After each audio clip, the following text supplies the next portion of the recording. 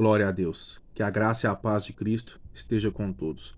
Aqui no livro de 2 Coríntios, no capítulo 13, aqui no finalzinho, no verso 11, eu sublinhei uma parte desse versículo que chamou minha atenção e eu gostaria de estar compartilhando com você agora, neste vídeo.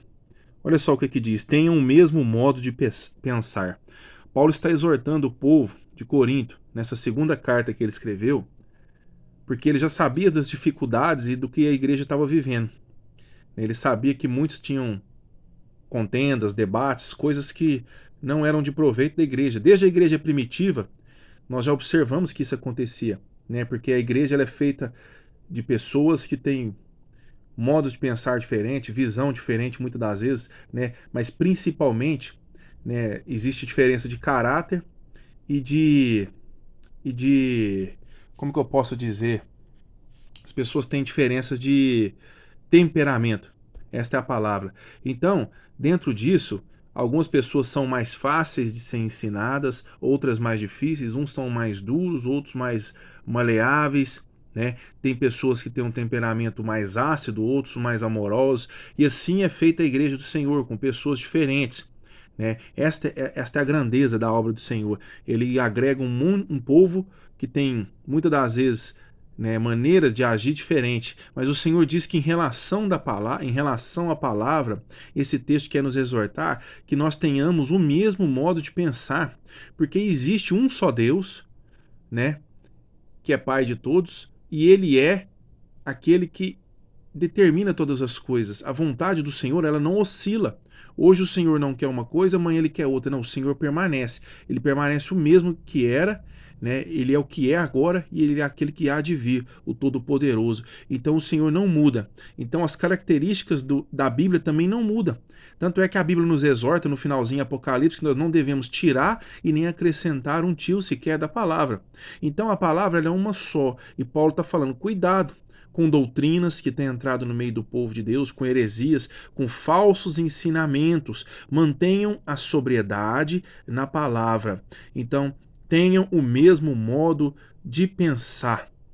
Né? Hoje é colocado muitas visões diferentes, né? Muitos ministérios totalmente diferentes uns dos outros.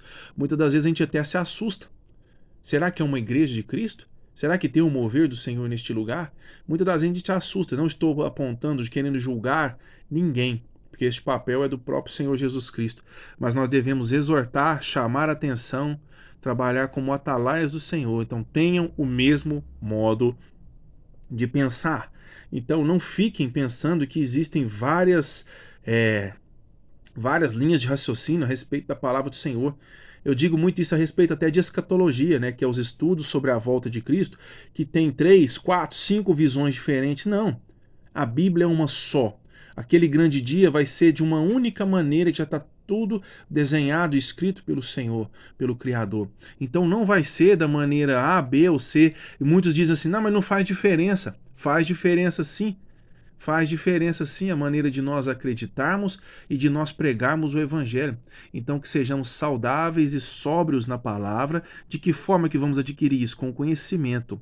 Mas não um conhecimento superficial. Porque Jesus nos exorta no capítulo 13 de Mateus, quando ele ensina sobre as parábolas, ele nos exorta que as parábolas eram pregadas por Jesus para que muitos não entendessem, como dizia o profeta Isaías, lendo não entendesse, vendo não enxergassem e ouvindo não entrasse no coração, para que fossem salvos e curados. Não porque o Senhor não queira que isso aconteça, é porque muitas pessoas vão por curiosidade, muitas pessoas estão ali com outros propósitos. Mas aquele que está com o propósito, aquele que se achega ao Senhor, com o propósito de aprender do Senhor, ter relacionamento, adquirir a salvação, a vida eterna, ver que é o único caminho, a palavra é revelada para ele.